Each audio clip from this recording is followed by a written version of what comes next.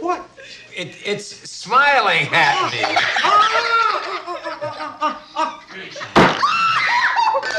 Okay. Beautiful. Yes.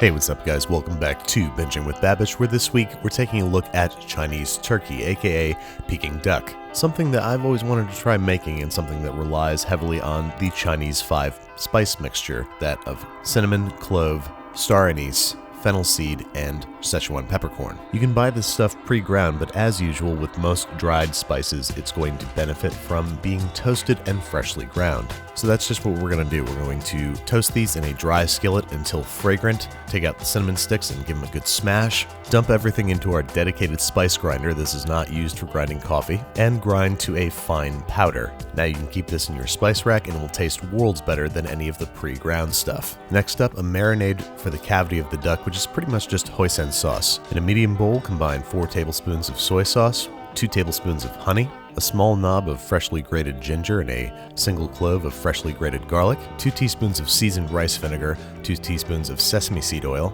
If this sauce gets too thin, you can add cornstarch to thicken, but not until after we've added our thickening agents. That is, a tablespoon of chili garlic sauce, 2 tablespoons of smooth peanut butter, a few solid pinches of our 5-spice mixture, a good twist of freshly ground pepper, and maybe 2 tablespoons of brown sugar. Whisk to combine and again add cornstarch as necessary. Now, for the faint of heart, you might want to look away because we've got a head-on young Peking duck, into whose cavity we're going to dump about maybe half of the hoisin sauce, and then we're going to stitch the cavity closed using a bamboo skewer. As you can see, I'm sort of wrapping the skin around the skewer for each stitch. Now, for what was certainly the weirdest part of my day, I am fitting the tip of an air compressor hose with the finger of a rubber glove that I've cut a hole into like a very, very ineffective prophylactic, shoving into the neck skin of the duck and cranking the compressor on, inflating the duck and separating the skin from the meat, which is going to allow the fat to better render and give us crispier, browner skin.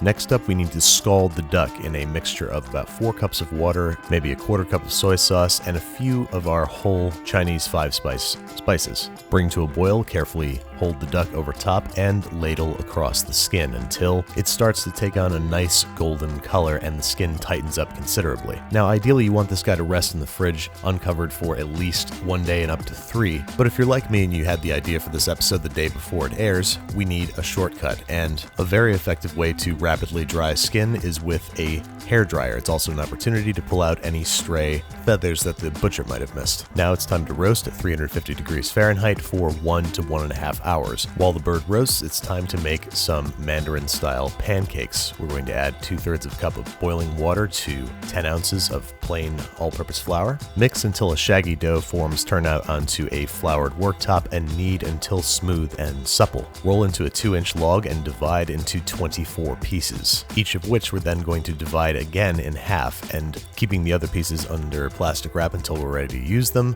Roll out to about a 3-inch round, both pieces on a well-floured work surface, and then brush one side with sesame seed oil, very, very light film of sesame seed oil. Sandwich the two together and roll out to a 7 to 9-inch pancake, which, kind of like a fresh tortilla, we're going to toast in a dry pan until light brown spots form. Once all the pancakes are done, it's time to retrieve our duck. Now, this guy did not turn out as evenly browned as a traditional Peking duck because it had not been allowed to air dry overnight. But the skin is still super crisp and the meat is nice and juicy, and the head smiling as ever. Now it's time to simply carve the duck, remove the wings and legs, and then slice the breast meat into about 1/2-inch slices. You'll have to forgive my haste, but this is the first thing I've eaten all day and my whole apartment has been smelling like duck and spices for hours now. Fill up a pancake with duck, thinly sliced cucumber and scallions, and then top with a bit of our reserved hoisin sauce. Now again, air drying the duck overnight or up to 3 days is going to give you darker skin and more flavorful meat, but as far as shortcuts go, this one is a keeper.